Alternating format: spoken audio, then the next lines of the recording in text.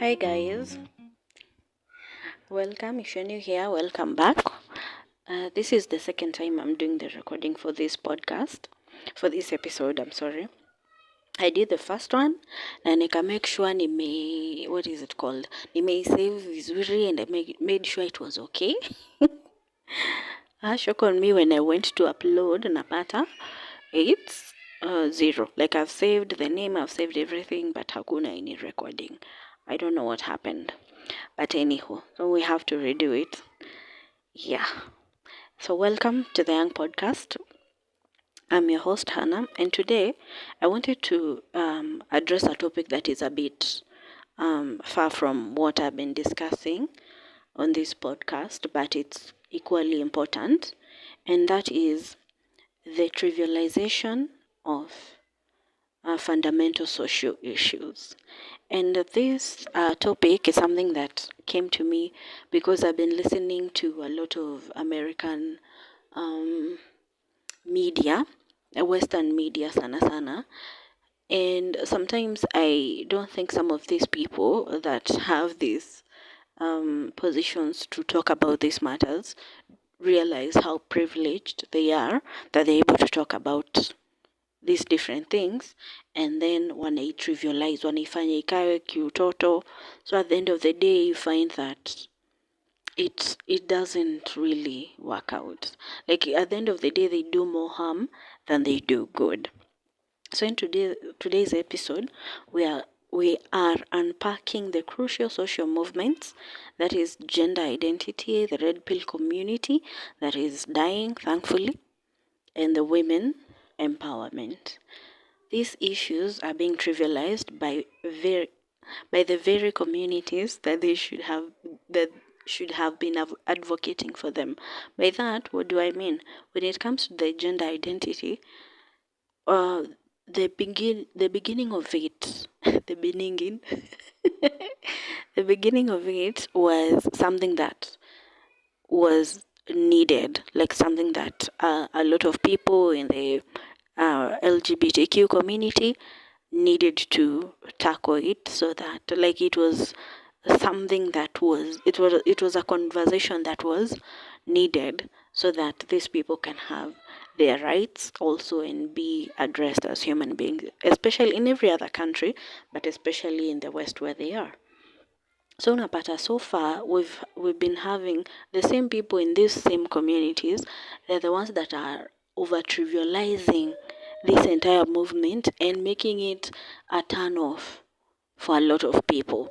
And we've seen the effects of this when it comes to the US, where they are now making a conscious decision to stop the conversation about gender identity. They want to ban it from schools, they want to ban it from even the law itself. Unapata states that initially were were not opposed necessarily to the gender identity issues. Nowadays, they are being very strict. Unapata a lot of leaders are turning around and saying this has to stop. We need to stop this conversation because imefanywa inakaa utoto. So even the what is it called? The fire that the gay people, the lesbians had in the 70s and 80s when they were pushing for them to even have the right to marry whoever they loved. Saizi unapata that fire imeisha tu kabisa. Even the people in these same communities, they don't want to be a part of it anymore. Unapata some of these famous people who are openly gay wanasema kabisa, we are not part of this movement. Like this gender identity issue is not part of us. So like you understand how it's being trivialized. From the self-identifying trans people to the alpha male podcasters and privileged women from the first world countries, these important movements have become oversimplified or distorted. Unapata sasa when I'm talking about the women in who are at the forefront of I'm sorry, let me rephrase that. Unapata women ndio wako at the forefront ya turning around the female empowerment ama women empowerment movement. They are the ones that are saying, especially in those Western countries, they're the ones that are saying, no, women should not vote, women should not do this, women are too emotional to do the next thing. When they don't even realize that I think third of the world is still struggling with these issues. Like they don't realize how privileged they are when they're saying these things. And every time I've been listening to these Kina Piers Morgan and Ninis or types of interviews, you you leave the interview wondering, are these the people that are supposed to be smarter than the rest of us? Because they make any sense? It doesn't make any sense. In this episode, I'm going to share my perspective as a woman from a third world country, and I'm hoping we're going to have a general conversation with this.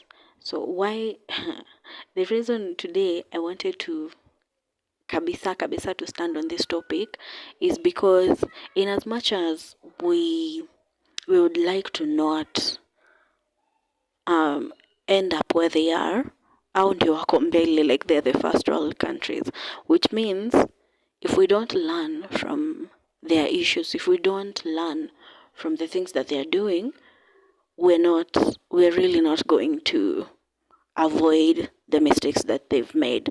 Like we're going to repeat everything that they're doing, and eventually we'll find ourselves just doing a lot of zero work. And we've seen even the effects of these red pill communities in our countries, especially in a country like Kenya. Unapata the femicide issue has gone up. Like it has really gone up, where people can just kill, or rather men can just kill women for nothing. Like it doesn't matter what is happening. Wamekuwa so poisoned and so programmed by this red pill community that they don't see women as people of value. Wanaona tu kama hao ndio wamewakatizia to enjoy their lives. So unapata at the end of the day, they're taking out their anger on women. So we're seeing these effects on on third world countries. So the topic for today, the trivialization of fundamental societal issues. And today I'm dealing with gender identity, I'm dealing with women empowerment, and I'm going to deal with the red pill community. So let's start with the gender identity. And on this one, the people that are trivializing it, and this is something I started saying kitambo too. Like sometimes you can see when someone is about to make a mistake, and you're like, should I talk? Should I say anything? And the people who tried talking, the people who tried to share their own perspective on these things, they were cancelled, they were bullied off social media, they were blamed, they were called homophobic, hizo vitu zote, but they were saying the things that we were not saying. So the first topic ni the trivialization of gender identity by the trans activists. And by this, I don't mean every trans person is doing this. I just mean the activists who are going out of their way to do the things that I'm going to mention under this one. And the first one is the lack of nuance. In the past decade, the conversation around gender identity has exploded, especially in Western cultures. While this has brought the much needed visibility to the LGBTQ plus community, it has also led to the oversimplification and misunderstanding even within the community itself. Trivialization by trans identifying people, unfortunately, up and you in a, it becomes a sour subject, because even when I was researching this topic, unaambiwa the nini your content is inaitwaje, it is going against the social guidelines za social media, and you're like, okay, I'm trying to do research on this. So anyway, this when we look at the trans identifying activists, unfortunately it is the subset within the trans community that can trivialize na it has made the struggles of these people with true gender identity crisis to become something that is very nonsensical. Let me use that, nonsensical. Some individuals, particularly those who are relatively privileged, make casually adopt a gender or transgender identity or fluid gender identity without fully grappling with the deep personal, social, and medical challenges faced by those people whose identities have questioned or have been questioned or suppressed by people their entire lives. Ukiangalia on this topic, you find that these people, when you are gonna privilege, whatever they want to do, all they need to do is to wake up today and decide, I will identify as a woman. Na hii subset it may cause a lot of chaos because they're the ones who are pushing for these things to be discussed in schools. They're the ones who are saying we're coming for your kids. They're the ones like anyone who wants to escape anything can just identify as a woman and say, I need the privileges of women. And say, ukiangalia even women ourselves, we don't have so much privilege. We don't have so much privilege for them to come and not even privilege. We don't have so much rights for them to come and say that whatever little you have, I need it. Like we're still trying to get ourselves to the point where we're being recognized as people, as a people. And these people are coming to take advantage of that. And then unapata the trivialization for me, it gets to the point where when it comes to sports, when it comes to safe spaces for women, when it comes to things of that nature, and then there's this group of men who are identifying as women that they want to come and take up that space. I look at them na side eyes because I'm like, are you paid agents of chaos? I mean, don't you realize what you're doing? Because the minute you start making enemies in this movement, the minute people are going to turn around and say, no, like you've come too much, you need to step back. And a lot of people are doing that right now. Unapata sasa, it is open season on trans people and in affect people with real problems. The thing that with this activists, unapata, they do a lot of performative activism. They don't care about the gender identity activism. They don't they don't want to be a part of it. They actually want to destroy it. They just want to be part of a rhetoric of being right or validated in their identity rather than engaging in a deeper conversation about the societal, legal, and medical challenges facing marginalized trans people. By this, what do I mean? Unaona, when if you go back in history, it has been captured in movies, it has been captured in books, it has been captured in a lot of things. And you look at the gay movement specifically and how they handled their issues and how they got a lot of their sorry their needs legalized.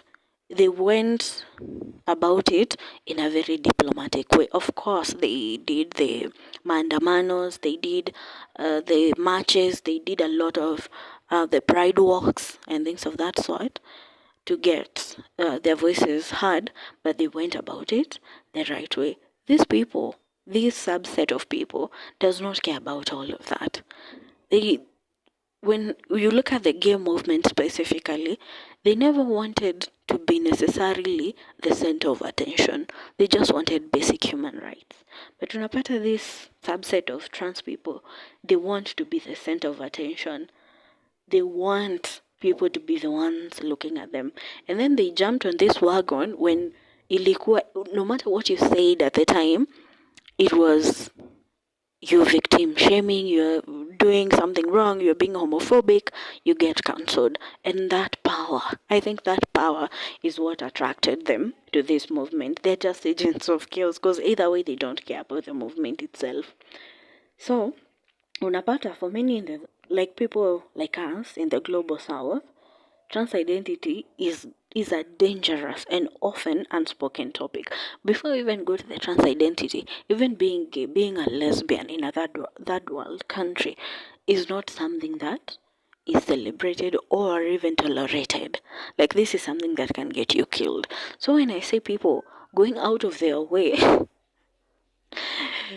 to walk into women's bathroom just like the way you were born, you've chosen to wear lipstick and a wig on top of your head, but you're still a man. You still have a beard. And you're walking naked in front of young women. Like this, you're just asking for trouble. Like you're just asking for issues. And trivializing these issues by reducing them to catchphrases and oversimplified arguments, like you want to be part of a community that is already marginalized, and you're doing the marginalizing. Because the minute you step in something like the sports, women's sports na nini, as a man identifying as a woman, you're pushing out the women. So itakuwaga tu men's category and men's category, because now there won't be any women there. And I know people might think it's offensive for someone to say someone who is identifying as a trans woman is a man. I'm talking about those people. Those people who have not done anything to try and change their appearance or their privilege or the power that they have over women, because they're built in a different way. Men are built better than women. They're built to survive a lot of things better than women. So if you've not done anything to change that, and we have our own athletes in Kenya who cannot even compete, and they're females just because you are gonna a little bit higher testosterone than other women, but you can have an entire man join the women's sports, just because they woke up today and said they identify as a woman. Like for me, hiyo inafanya nione to these people just want to cause chaos, and they want to cause chaos for the wrong community. Because at the end of the day, the community that is going to lose is them, not everyone else. They are the minority bado, so not everyone else is going to lose. Trans women are often women, for example, is not even like the trivialization and oversimplification of arguments. I mentioned earlier, some people will choose to get offended by someone saying these are men identifying as women. Like that is not even the point. Like that is the definition of being a trans woman. It's a man who is identifying as a woman. But utapata will have an entire 4-hour debate on television of how offensive it is for someone to say that is a man identifying as a woman. Like they'll trivialize and focus on that small phrase rather than the bigger issue. It doesn't, like they don't take into account the deep cultural barriers and potential violence that many individuals and activists wa kitambo have gone through in their countries before they came along. In our reality, in our third world countries, the struggle is not simply about identifying, it's about survival. So you find a lot of people with these issues will suppress them, will not even talk about them. You'll find someone, a man who looks like a woman and maybe akona the figures and everything for a woman, but you can't even have that conversation with that person, because the minute they start showing some sort of behavior towards anything, it becomes a threat to their life. But utapata someone somewhere in a privileged country will trivialize this to the point where like inaacha hata kuwa an important social issue, and this is very fundamental because it is affecting a lot of people in a lot of ways, because these people need to be part of the society, they need to be acknowledged as human beings. But the minute you start antagonizing people, the minute you start putting children in danger, inakuwa something else, it becomes something else, and it becomes something that a lot of people will fight against.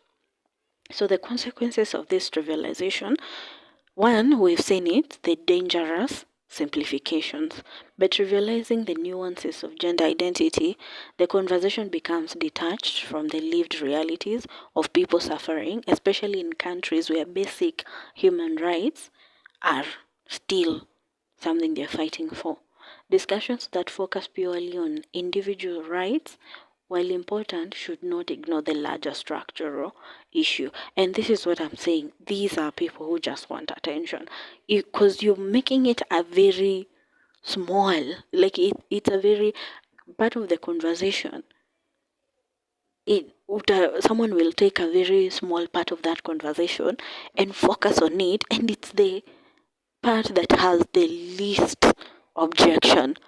But the bigger issue, the discussion for women's spaces, the discussion for women's sports, they don't want to tackle that because no one wants to get cancelled.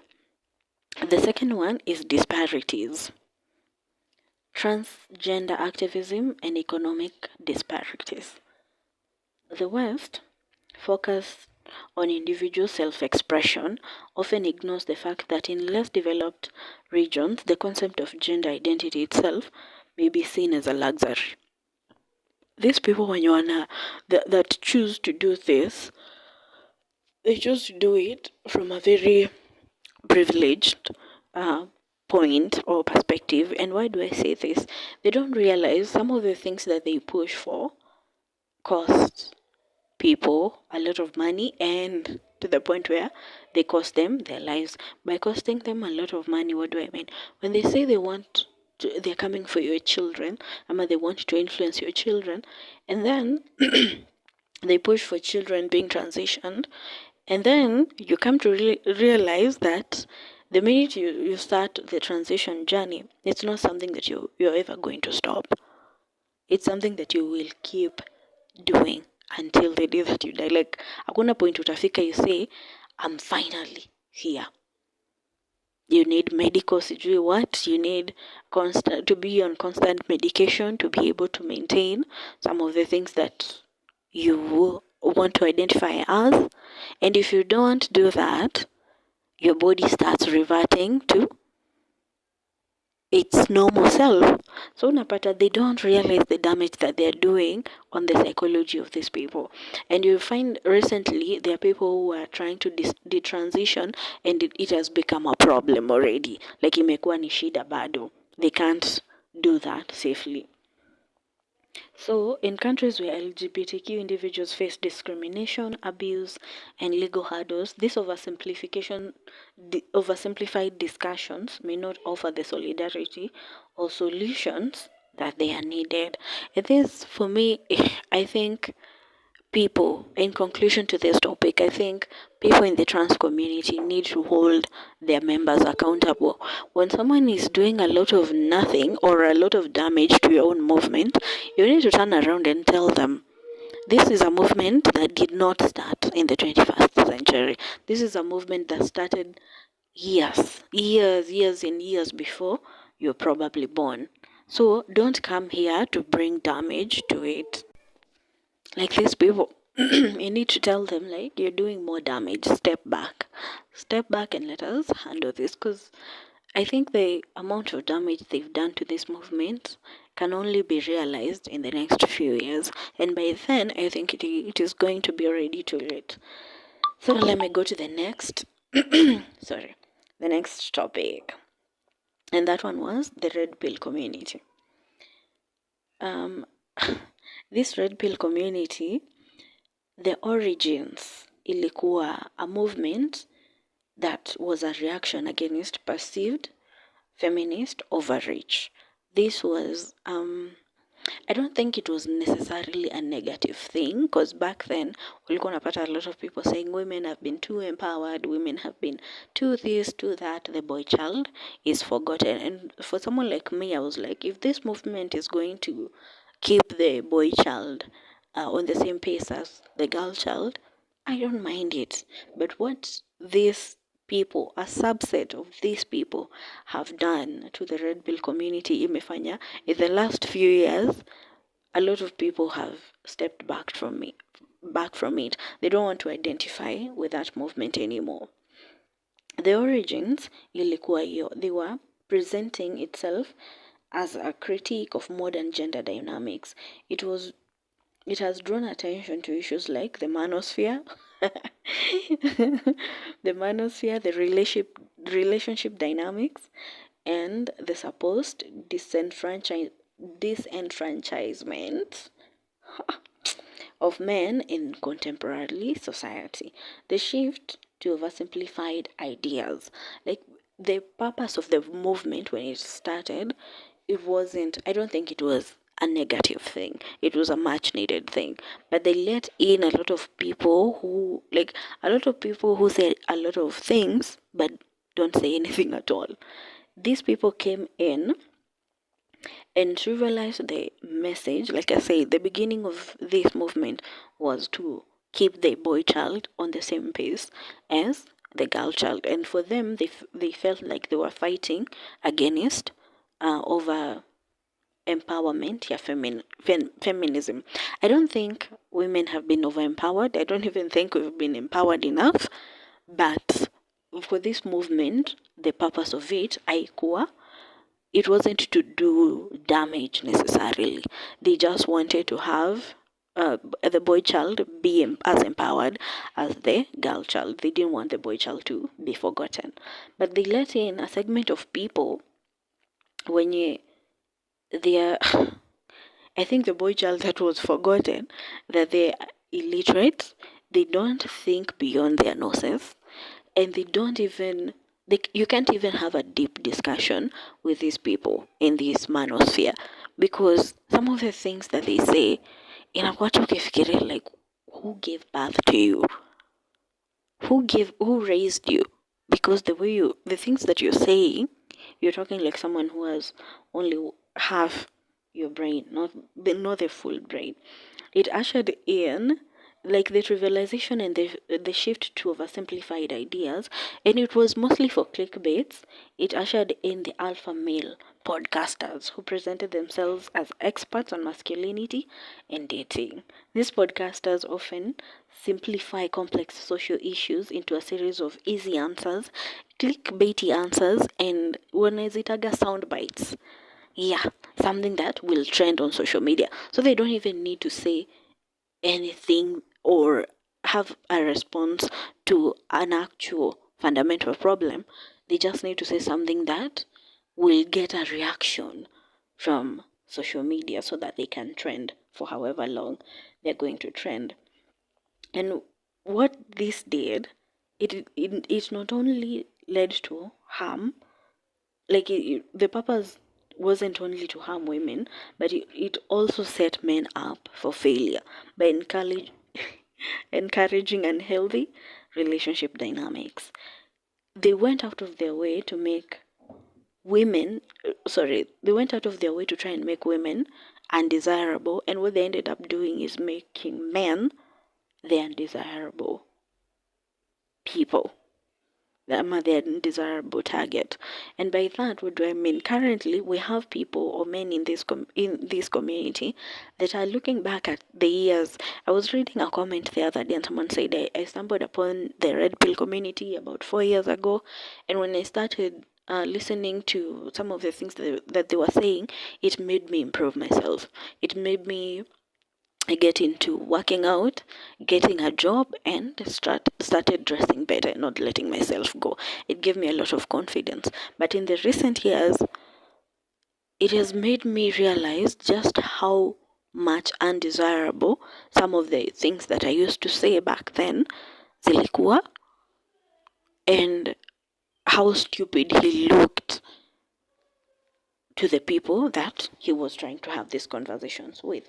Remember, they're trying to fight against a woman who has been empowered, according to them, who has been educated. So when this woman is trying to have a conversation with you, and all you can do is shout, zinaitwaje hizo sound bites from the alpha male podcaster that you listen to, you're not having a conversation with this person. This person is having a conversation with the echoes of these people that you're listening to. You're not exposing your mind to a lot of things. Their philosophy about relationship and the dynamics in relationship ignored deeper social critiques of toxic masculinity and instead focused on the revenge against women. And this is what I mentioned at the beginning of the podcast. Their need for revenge, I'm fighting against women, it has made a lot of men who identify as incels hate women to the point where they're becoming a threat to women. Like if a woman tells you no, that is a problem. If a woman looks at you sideways, that is a problem. And it's not a problem that you can just mention and say, hey, you I don't think you're being nice. I don't think you're doing this the right way. It's a problem that these men think that they can get rid of by killing the person. And that's why you've seen in recent years a lot of women have lost their lives to these men, the effects of this red pill community. In third world countries, especially, men often face systemic challenges, economic hardships, limited access to education, political corruption, it is etc. etc. To focus on trivial solutions like become an alpha or never show weakness ignores the broader issues that men have. Like currently we still have men who are struggling with a lot of things. And something that I think need a bigger or a deeper discussion is men struggling with the what it means to be a man in a modern world, because a lot of men kitu yenye ilifanya wa for the boy child to be left behind, the people that were advising them, raising these men, they were still raising them to be traditional men. But a lot of men currently are struggling with what is their place in this modern society. And instead of these alpha people try to explain to them that the dynamics have changed, women do not necessarily need to rely on you. The woman does not, by the woman I mean the quote unquote empowered woman, does not need to rely on you for you to feel masculine. You need to come to her while you're already masculine, because she can already take care of a lot of things. The traditional man was empowered by his need, being needed by the people around him. But currently unapata that is not the case. And it's not that women decided to wake up one day and decide we're not going to need men anymore. It was born of a lot of trauma and a lot of mistreatment of women by the same men. So women decided to become empowered. Women decided they needed to have their own footing. So the struggle currently, from my perspective and from what I've seen in the society, is for men to find their space in this modern world, because the world is modern. We're not going to go back. We're not going to have traditional women so that men can feel comfortable. They need to, like this red pill community should have been able to let men know that they are still important in this modern society and they need to modernize their way of thinking. But what these alpha males did need to turn around and keep saying, you need to revenge on women. Like their biggest point here, this subset of alpha, or quote unquote alpha men, was to turn around and make the woman the villain of the story. And that was not the target of the red pill community. The red pill community was to make men their center of attention, and not to turn around and make women around you the problem. So I think the over trivialization, especially kwa podcasts, imeifanya the entire community to lack meaning anymore. I think I've rambled on for that one long enough. The last point was the disconnect between Western feminism and global feminism. By this one, what do I mean?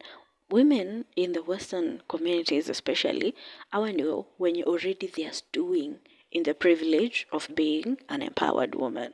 And they've come to, what they've turned it around to be is the they look for clickbait topics or clickbait responses to critical issues.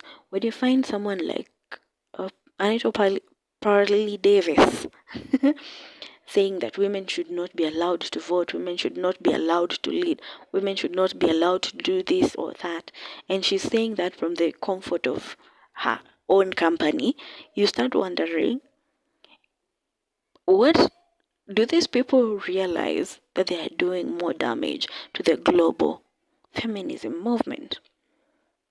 These people have ignored global inequalities. They they don't see further from their noses, honestly. They don't see that majority of women in the world are still being mistreated, are still do not still have their rights. And they're busy saying that the little rights that we have here and there, they should be taken away.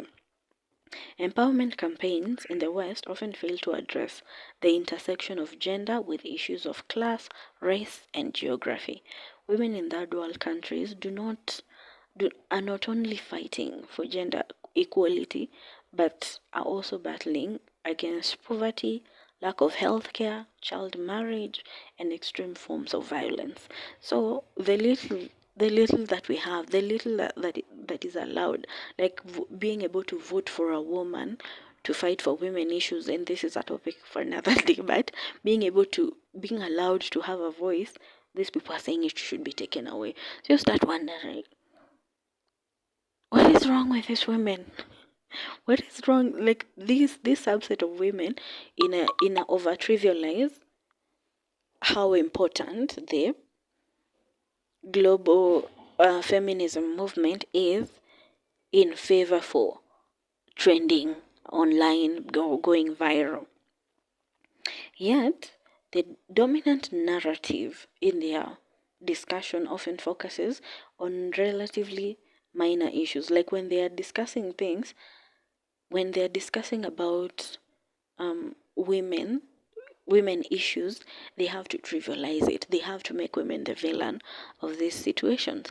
When she was discussing something to do with children and why they often, when divorce happens, children are often left with man, the woman, sorry, it made me realize that this person was so ignorant because according to the law itself, children are left with the primary caregiver, not the not just any parent, the primary caregiver.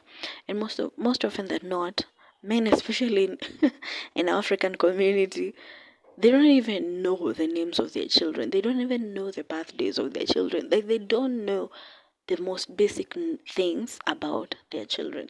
So when you say you just leave your kids, you should just leave your kids with a man, you're like, or you should just not divorce. Divorce should not be a right. And then this person that got divorced, when he alikuwa stupid, so they know what they're doing. But according to her, divorce should not happen. Instead of these women in Western countries turning around and using their privilege to make sure that other communities, other countries are marching right behind them in trying to create a more inclusive society to truly empower women worldwide. Instead of doing that, they're turning around and saying, even these ones that we have, and then they're shouting it wakiwa kwa podcast zao. They're shouting it wakiwa with the same men that women were fighting for rights against. So unashindwa, I are you so dumb? Are you so stupid that you don't realize what you're doing? Like it's like a chicken ikiwa KFC, and then you're going there saying we should be killed more. We do not have right. We should not be allowed. And it raises a lot of questions. Then unapata some parts of the world, especially when women are poorer, these issues, let's say someone like me in this part of the world, when you're listening to these women have this type of discussions, it's a scary thing because you do realize that it wasn't that long ago that even women, sorry, or children, especially young girls, couldn't even have access to education. And these are the people that are supposed to be representing women. This means that we need to start moving beyond the superficial empowerment and addressing the root causes of gender inequality, such as economic disenfranchisement, limited access to education, and the patriarchal structure. Oh, brother, Jesus. In conclusion, there is need for a deeper conversation. There is need for grounded conversations.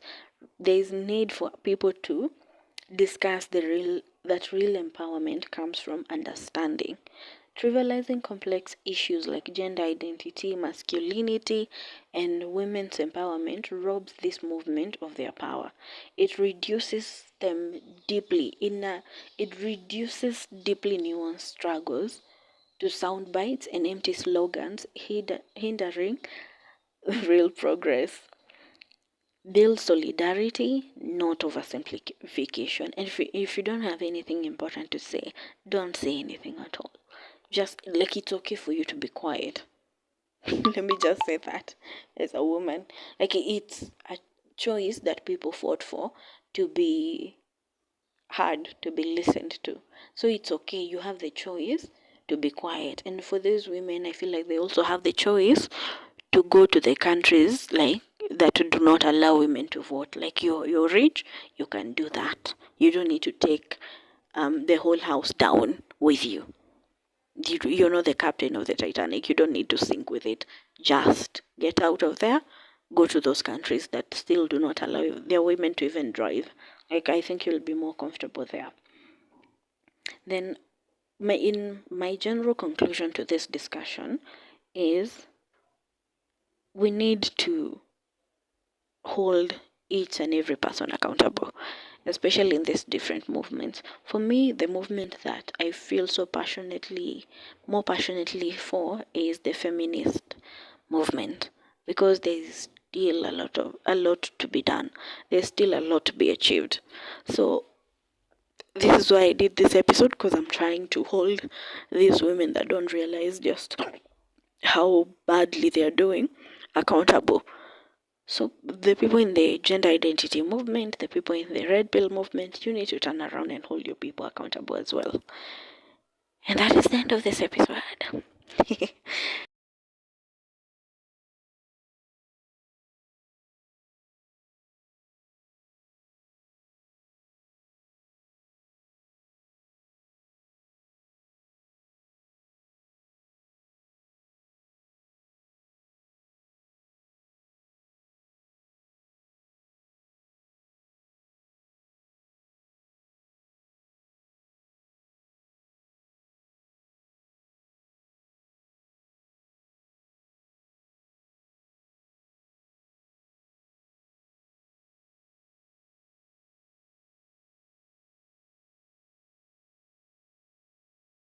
Thank you for listening to the Y.A.N.G podcast. Please subscribe, share it, comment, let us know your thoughts on what we've discussed. See you in the next one. Thank you.